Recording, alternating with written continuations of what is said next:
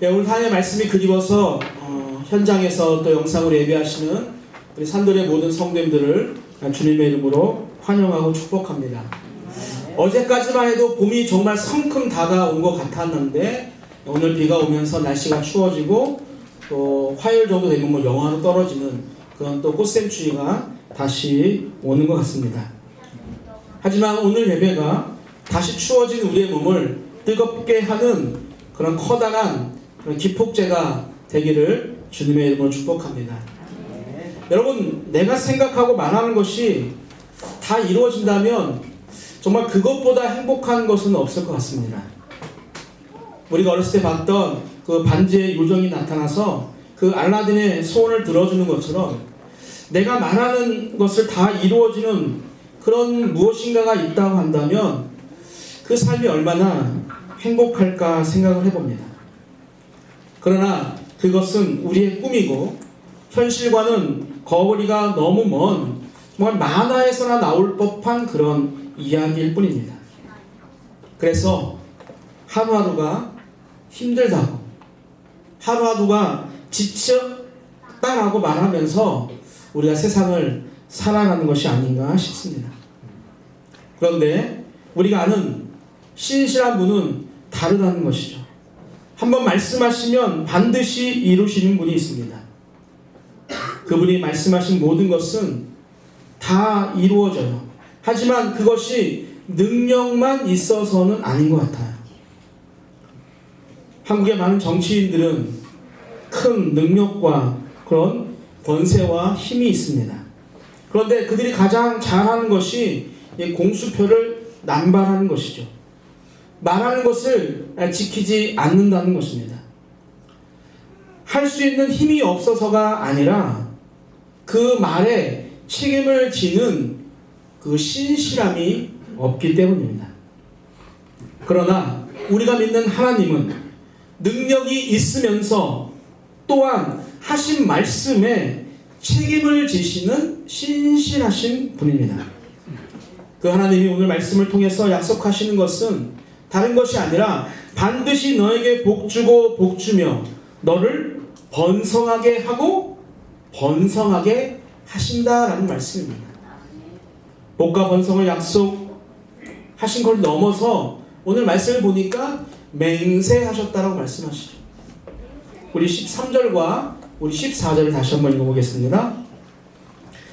하나님이 아브라함에게 약속하실 때에 가리켜 맹세할 자가 자기보다 더 큰 이가 없으므로 자기를 가리켜 맹세하여 이르시되 내가 반드시 너에게 복주고 복주며 너를 번성하게 하고 번성하게 하리라 하셨더니. 아멘.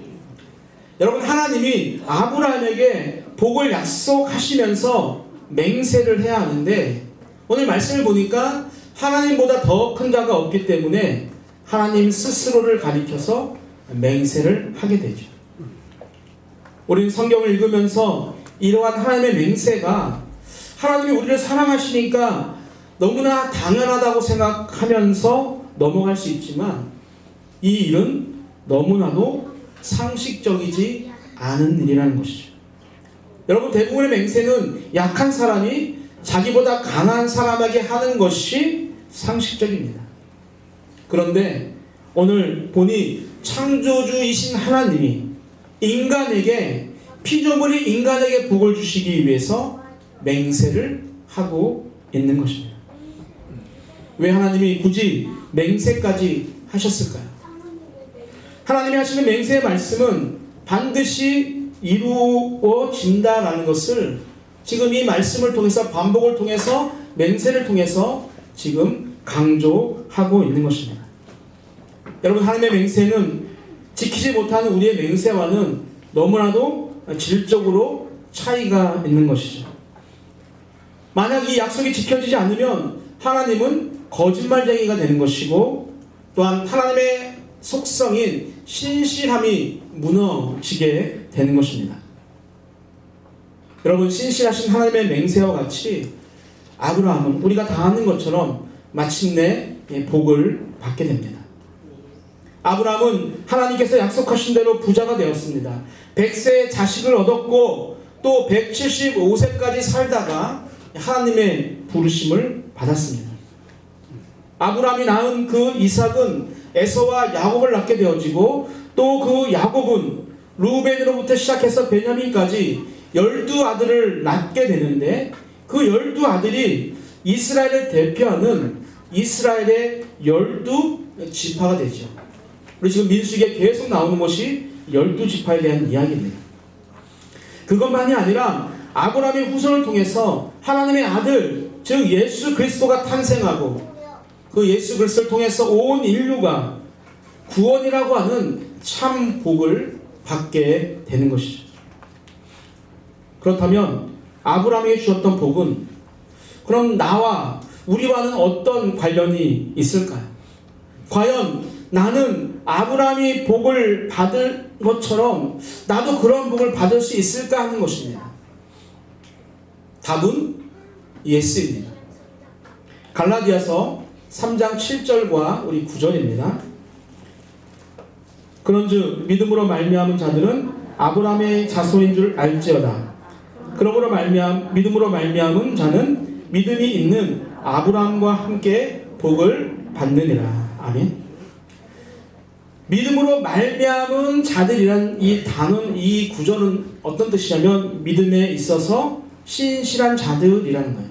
믿음으로 신실하게 사는 자들은 참 아브라함의 자손이 되고, 믿음으로 사는 자는 믿음을 가진 아브라함과 함께 아브라함처럼 복을 받는다는 것입니다.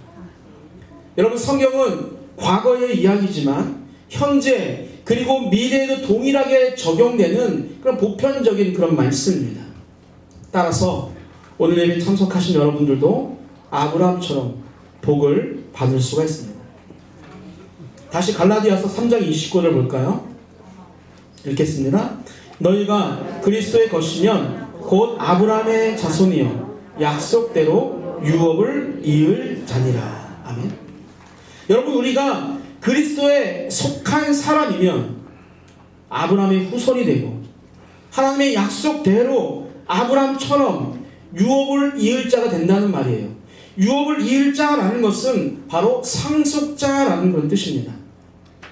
그리스도에 속한 자, 믿음으로 신실하게 살아가는 자들, 예수를 구주로 영접하는 자는 신실하신 하나님의 약속을 따라서 상속자가 되는 것입니다. 사랑하는 우리 산돌의 성도 여러분들, 여러분들은 믿음으로 신실하게 살고 있습니까? 여러분들은 그리스도의 보혈 안에 속한 사람들입니까? 대답이 이렇게 약하죠? 네. 그렇다면 여러분은 하나님께서 아브라함에게 주신 그 동일한 복을 받을 자격이 있는 자가 맞습니다. 그러므로 아브라함에게 주신 복은 오늘 이 시간 신실한 믿음으로 사는 우리에게 주신 약속입니다. 오늘은 그 아브라함이 누렸던 복의 조건이 과연 무엇인지에 대해서 우리 세 가지로 살펴보고 우리 함께 은혜를 나누길 원합니다. 우리 첫 번째는요, 아브라함은 주를 위해서 하나도 아끼지 않았다는 거예요. 창세기 22장 16절입니다. 이르시되 여호와께서 이르시기를 내가 나를 가리켜 맹세하노니 내가 이같이 행하여 내 아들 내 독자도 아끼지 아니하였은지. 아멘. 여러분, 아브라함은 무려 100세 나이에 아들 하나를 얻게 돼요. 얼마나 소중했는지 오늘 본문을 보니 내 아들, 내 독자라고 하나님께서 말씀하실 정도로 그 아이의 소중함이 잘 표현되어 있다고 생각합니다. 그렇게 소중하게 100세 얻은 그 하나님의 혈통인 하나뿐인 그 아들 이삭을 아끼지 않고 하나님께 바치려고 합니다. 여러분, 주를 위해서 아끼지 않는다는 것은요, 자기를 위해서 쓰는 것은 아끼고 하나님을 위해 쓰는 것은 최선을 다했다는 것입니다. 하나님께 조금도 인색하지 않았다는 거예요.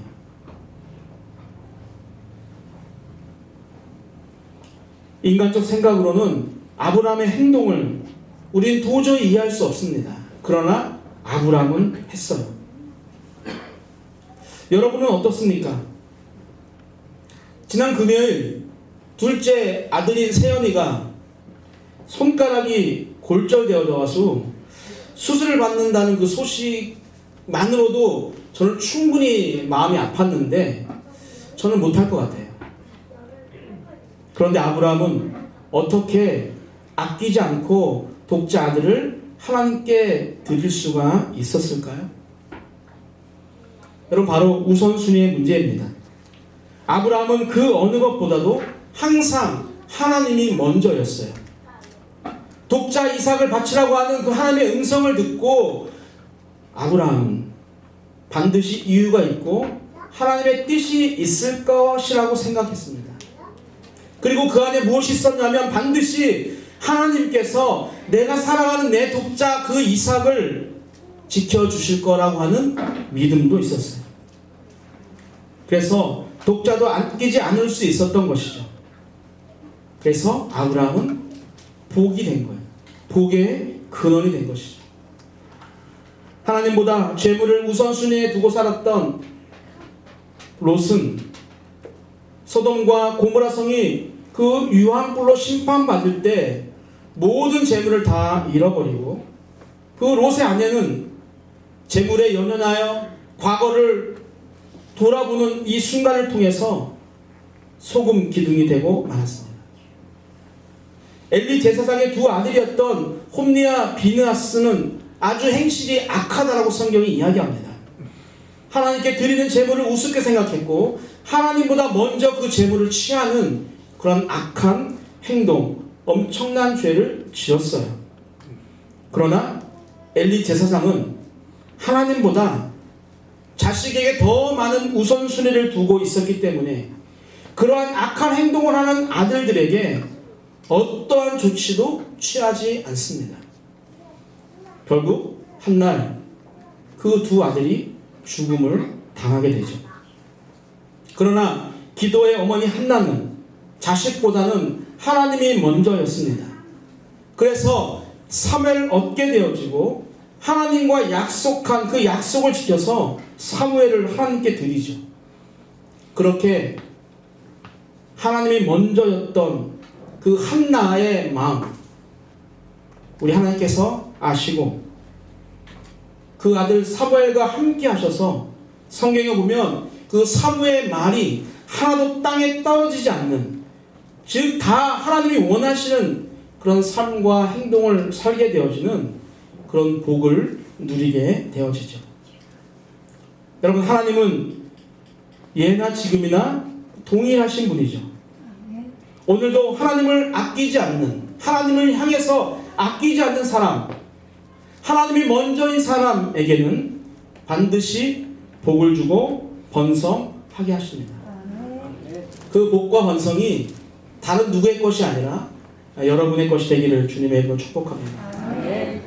여러분, 두 번째는요, 아브라함은 말씀대로 순종한다.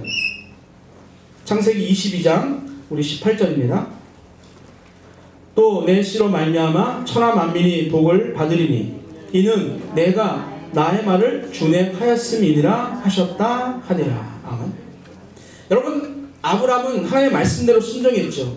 본토와 친척과 아비의 집을 떠나라 하니까 아브라함은 떠납니다. 하나님이 떠나라고 하신 이유가 있었습니다. 그 지역은 우상을 숭배하는 죄가 관영한 그런 도시였기 때문에요. 그래서 하나님은요, 아브라함에게 떠나라라고 하신 것이죠. 여러분, 하나님이 싫어하시는 자리는 떠나야 합니다. 아까 말씀드렸던 롯도 소돔과 고모라 성을 떠났기 때문에 살 수가 있었습니다. 나오미가 이방 땅인 그 모압을 떠나서 다시 베들레헴으로 돌아왔을 때 그가 다시 살 길이 열렸어요. 하나님이 원하지 않는 곳을 떠나는 순종이 우리 안에 반드시 필요합니다. 혹시 우리도 하나님의 말씀대로 순종하기 위해서 떠나야 할 것은 없습니까? 만약에 우리의 삶 가운데 떠나야 할 것이 있다고 한다면 우리는 뒤도 돌아보지 않고 반드시 그 자리를 떠나야 합니다. 교만에서 떠나야 하고, 불평에서 떠나야 하고, 또한 세상의 유혹에서 떠나야 합니다. 남을 미워하는 마음에서 떠나야 합니다. 세상 즐거움에서 우리는 떠나야 합니다. 그래야 우리는 영적으로 살아있는 자들이 될 수 있어요.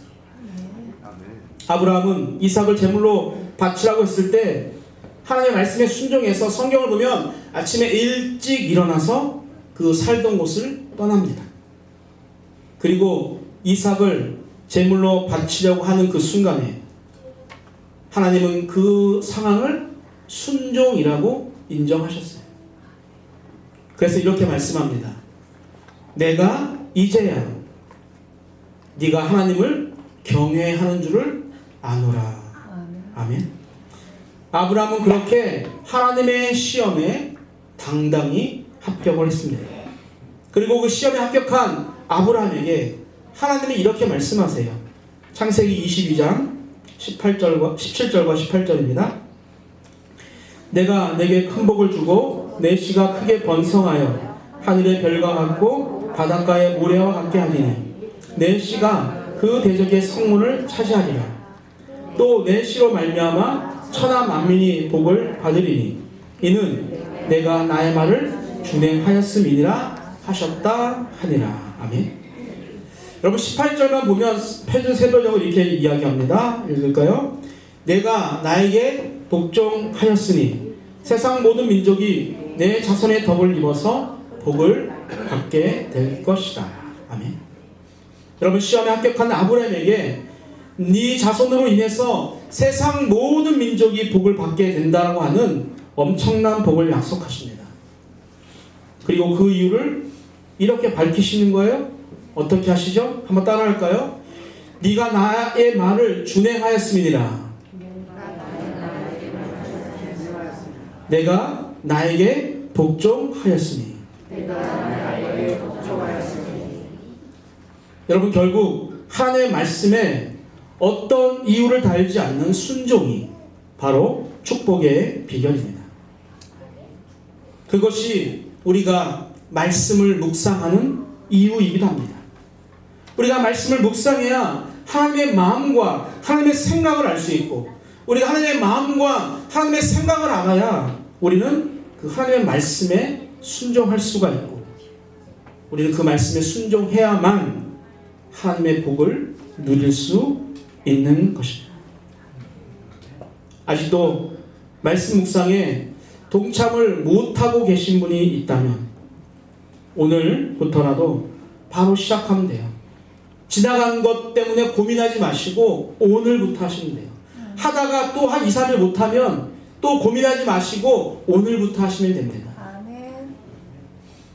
말씀을 통한 그 복은, 말씀을 통해서 맹세하시고 약속하신 하나님의 그 엄청난 복은 옆 사람만 누리는 것이 아니라 나도 하나님의 자녀이기 때문에 나도 누릴 권한이 있다는, 권한이 있는. 아멘.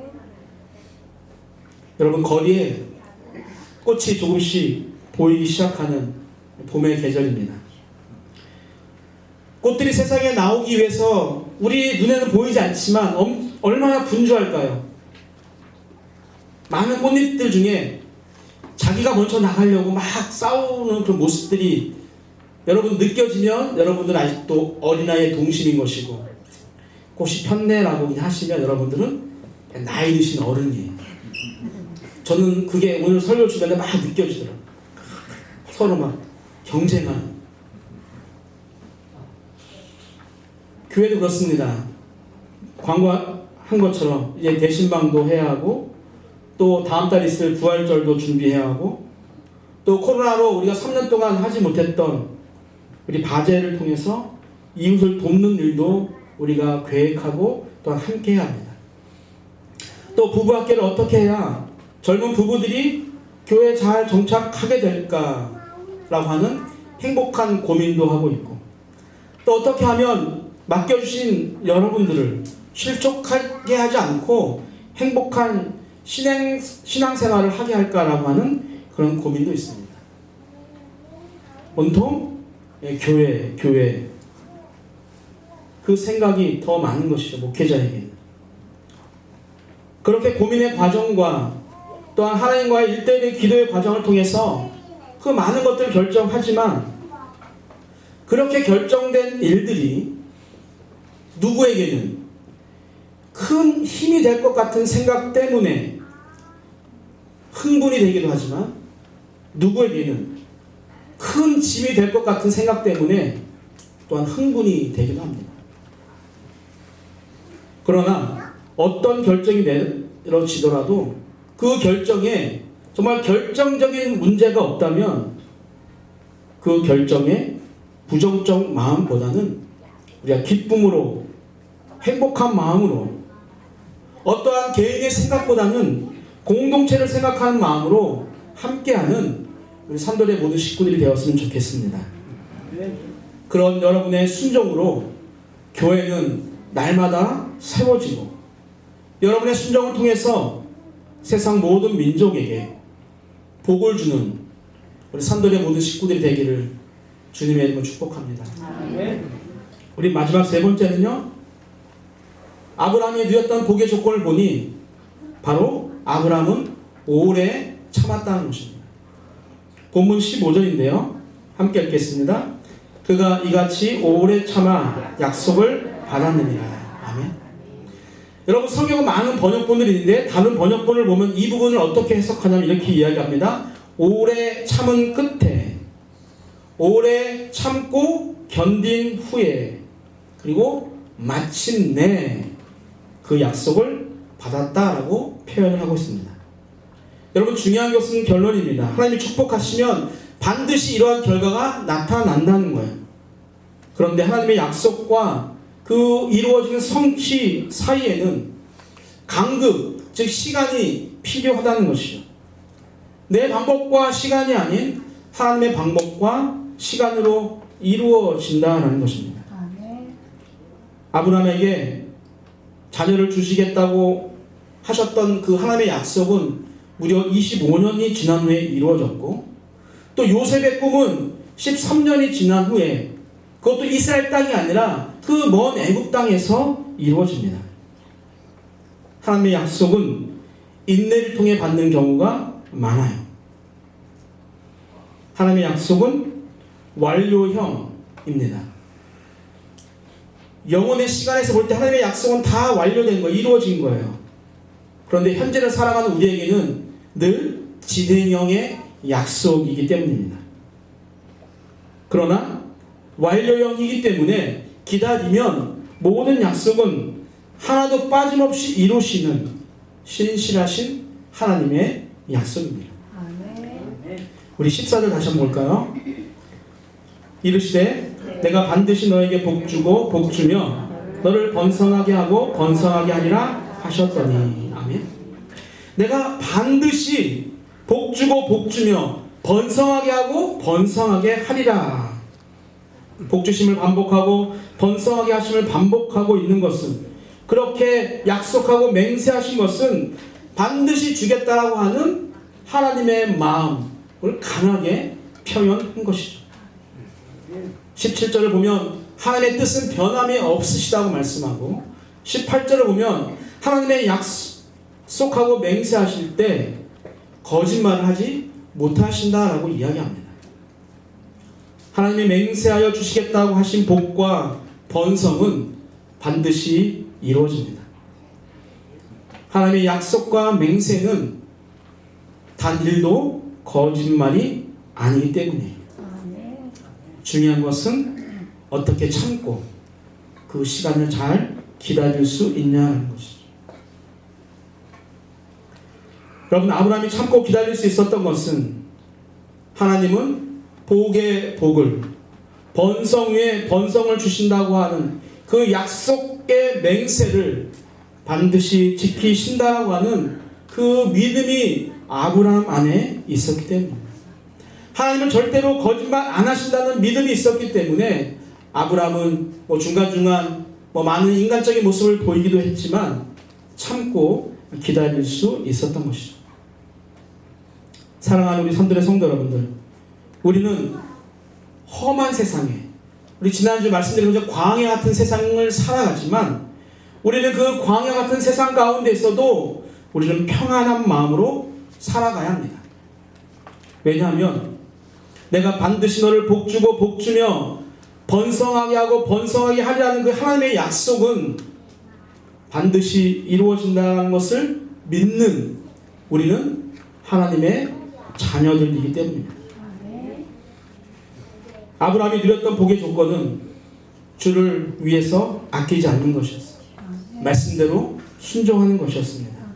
오래 참고 견디면서 하나님의 때를 기다리는 거였습니다. 주를 위해 아끼지 않고 말씀대로 순종하고 또 오래 참고 기다리는 자가 되어서 반드시 복주고 복주며 번성하게 하고 번성하게 하리라는 그 하나님의 신실한 약속이 여러분의 삶 속에서 이루어지고 또 이루어지는 것은 끝나는 것이 아니라 아브라함처럼 하나님의 선한 뜻을 이루는데 여러분의 삶과 가정과 사업과 직장이 또 삼돌교회 공동체가 그렇게 아름답게 쓰임받게 되기를 주님의 이름으로 축복합니다. 아멘.